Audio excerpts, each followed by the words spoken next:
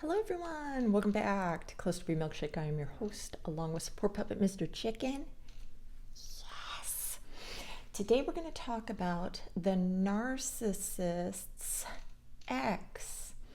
You! Yay! Okay, first I'm going to go over some stuff and then I'm going to go back and elaborate.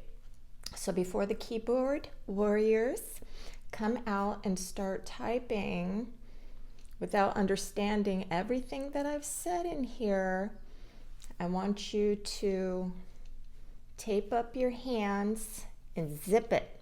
Okay? All right, so you loved your partner. They hated everyone.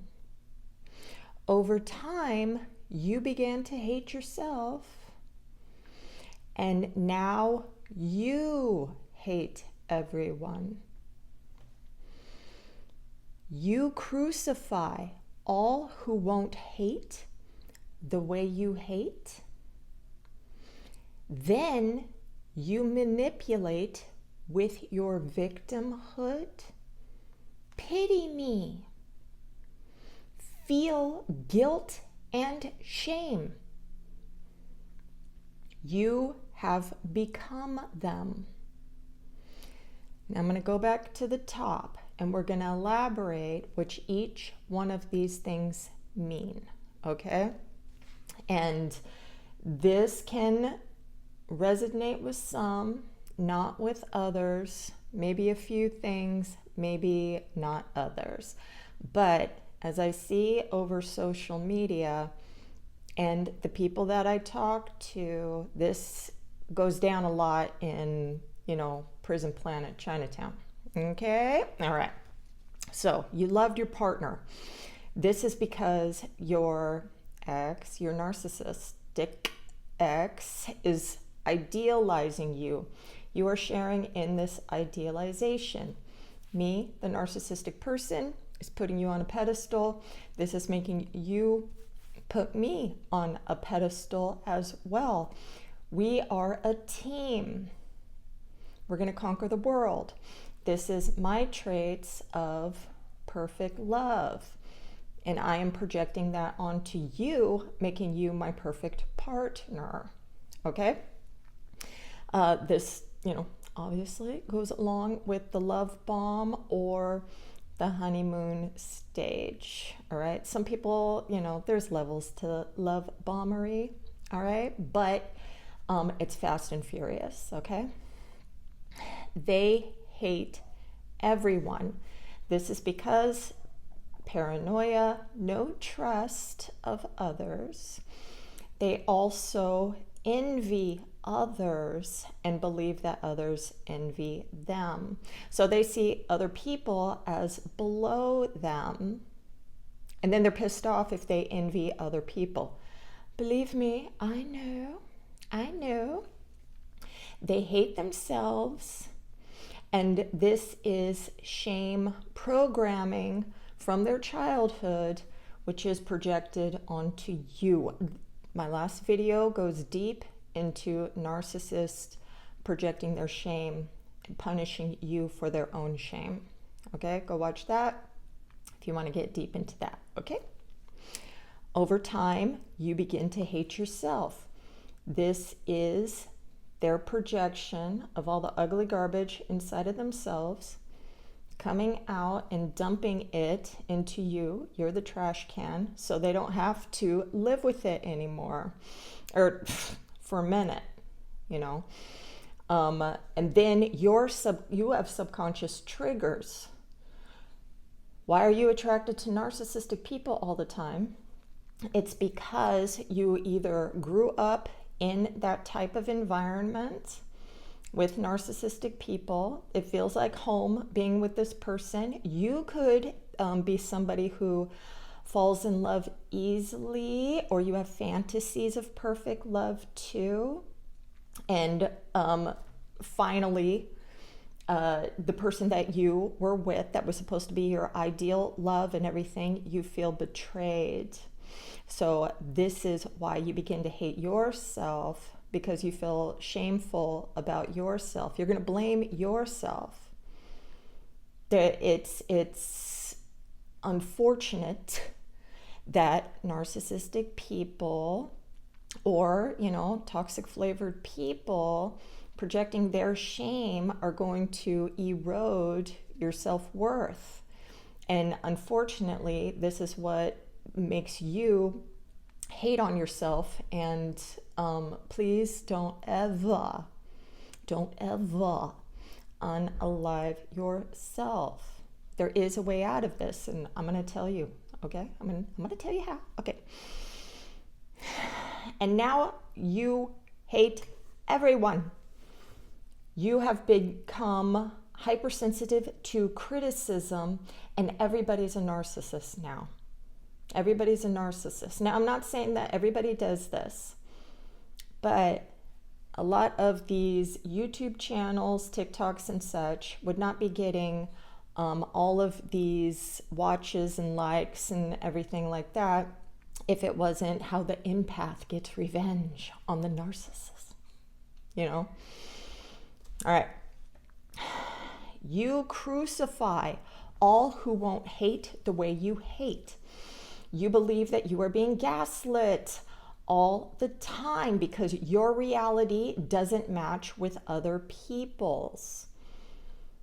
When I talk to people or they comment on my stuff, if I give them an alternative view of what's going on, because you're all in it, right?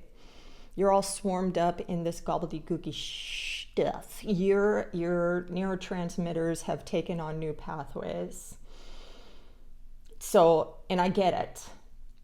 But, if you come to me and I try to give you an alternative, you're a narcissist.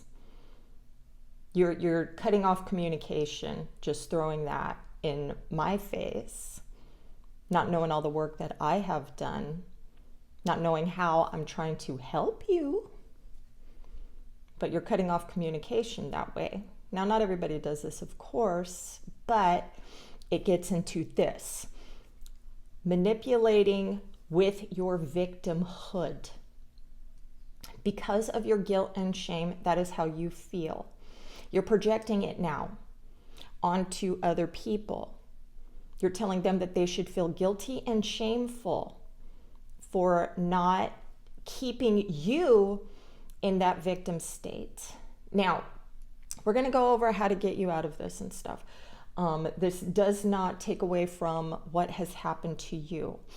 I was watching a channel, I think it's Brad Carr, and he had Dr. Eatonson on there, Dr. Mark Eatonson from Heal MPD. And Dr. Mark was being attacked. Now, Brad Carr, he puts on a bunch of people who talk garbage about narcissistic people and really demonizing the person. I've said we have demons. We are not demons. Behaviors are evil. And if you've been watching, you know how a narcissist was conditioned to believe in the ways that they do about themselves and the world. Does this excuse what happened to you? No. It gives you facts on why. Does it mean that these things didn't happen to you? Of course it did not. Believe me, these things have happened to me too. Okay? But, I said how it's nice to have a compassionate voice on this guy's channel. And then I said it doesn't take away from the pain that these people have caused others, meaning the narcissist has caused these pain to others. So I get a comment saying, I'm not going to be compassionate, blah, blah. And I'm like, I was talking about Dr. Mark. I'm not talking about you. But this person felt attacked. Like it's black and white. It's them against us. They're evil, I'm all good. They're the punisher and I'm perfect. Now, nobody deserves to be harmed. But do you see the mindset that I'm talking about here? And then there's a little story about how the person's a victim. You have no idea how detrimental it is to stay in that victimhood mindset. I have been there too, and this is what keeps me, in the past, being, smearing the garbage out of everybody in my past and everything. It doesn't mean that bad things didn't happen to me, but it keeps me stuck, and there ain't no joy and happiness. There ain't no moving on. Okay. You have become them. If you do not understand what narcissism is, it's not just overt behaviors of all these horrible things they do to F with your mind, to get what they want from you. How they defend themselves in ugly ways to protect themselves by destroying the threat, which is you. Some of you do not understand that grandiose and vulnerability is the narcissist makeup. It's both. It's not one or the other. There is no secret, covert, narcissistic person. It's not, I'm so sneaky and then I came to destroy you. A lot of narcissists don't even know that they're narcissists. So if there's any sneakery going on, it's from themselves too. I didn't know I was a narcissist. I know that I was an a-hole. I knew that I was arrogant. That's it. I didn't know what grandiosity was. I didn't know that when my grandiosity is attacked, I fall into a vulnerable state. I didn't know these things. I didn't know what narcissistic injuries were, mortifications, or full-blown collapse. I didn't know these things. Nothing. Okay. So, what do you do to get out of this mind effery that you have gotten into? Grieve. Number one, you have to grieve the relationship. You need to journal everything that went down. Write down all of your victimhood, everything that they have done. This is good so you stay away to heal. You're going to have cognitive dissonance where you're going to pack away good and bad, and it's almost like you're splitting now. You're going to split your person black and white and go back and forth, back and forth. I'm going to blame myself. Oh, this is the bargaining, oh, well, maybe if I was different, maybe if I did this, that, and the other thing, maybe. Self-reflection is good, okay? But don't forget how you felt when you were in this relationship where there was communication breakdown and you were not able to get them to understand how you're feeling about a certain situation, small, medium, big, without either dismissiveness, a blow up, whatever it is. Now, a lot of people can be very controlling, angry, when you're fighting. Not everybody's going to have a perfect relationship ever. There's going to be ups and downs and everything, but do you never feel heard ever? Okay, red flag. All right. You're going to feel sad and you're going to feel angry. Now, you don't want to get stuck in anger. Anger is where everybody is making money off of you. You're angry. You're angry.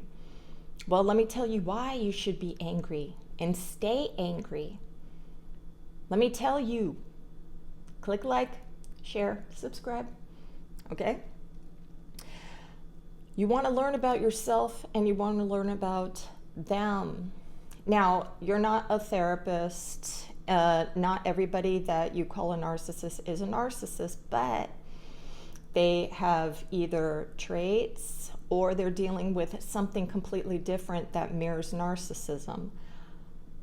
I don't think that it matters, the label. as long as you're not in a relationship with somebody where you're berating them all the time for having a mental health issue that they don't have, okay? So do your research, whatever feels like, oh, yes, this is how I felt, blah, blah, blah. You want to research yourself too. You want to find out, like, how in my past has my subconscious been programmed for me to allow these types of behaviors to stay in my life. You can't stop people from coming into your life and, you know, trying to test you and F with you, or they want you to be their garbage dump and punching bag and such. But you have to learn how to have boundaries to say, no, you don't get to talk to me like that. Now, if this continues, then I'm not going to be in your life. Now, I have made videos, other people have made videos, how we condition you to take certain behaviors. And this is important for you to know as well, because you want to not fall for those things or say, oh, that's where I fell for that thing.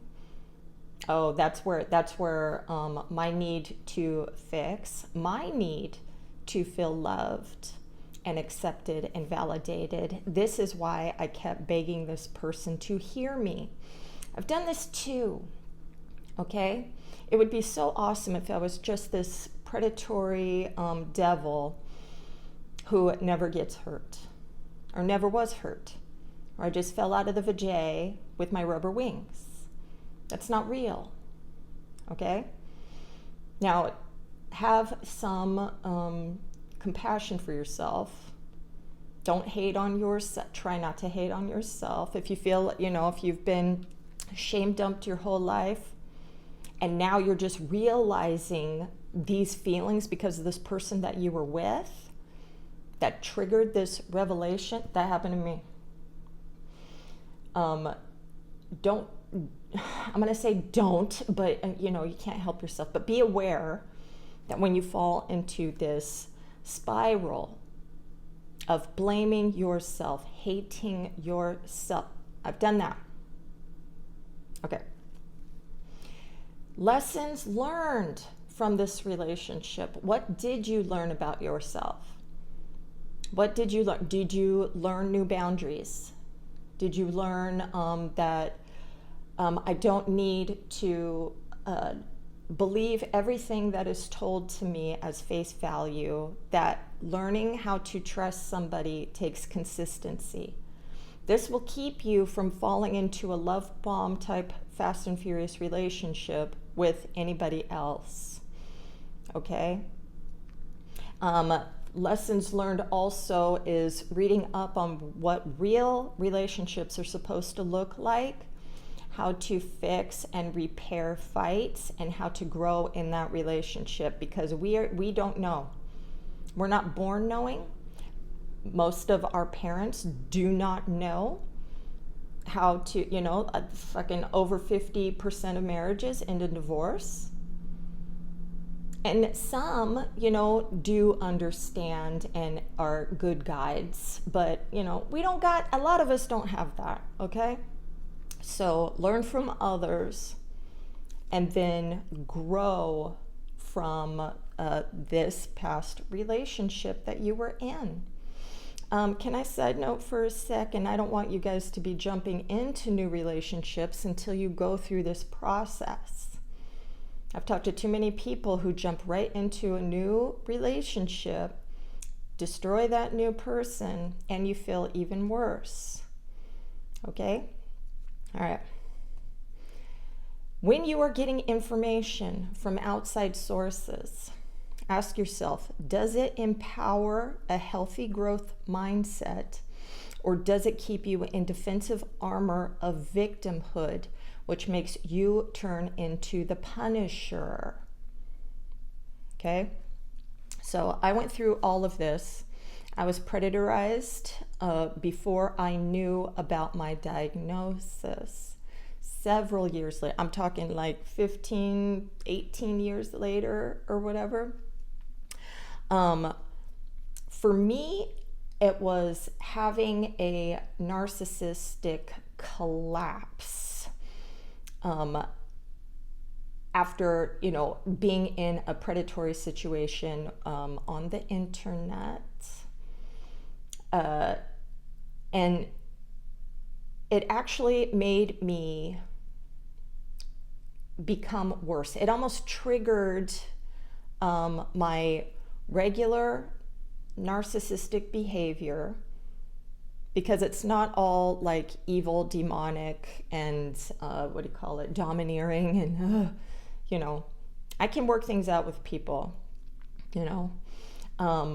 but for me, after that collapse, to get back into a grandiose state, which took me a very long time, to take my power back, I started to take advantage of other people on purpose.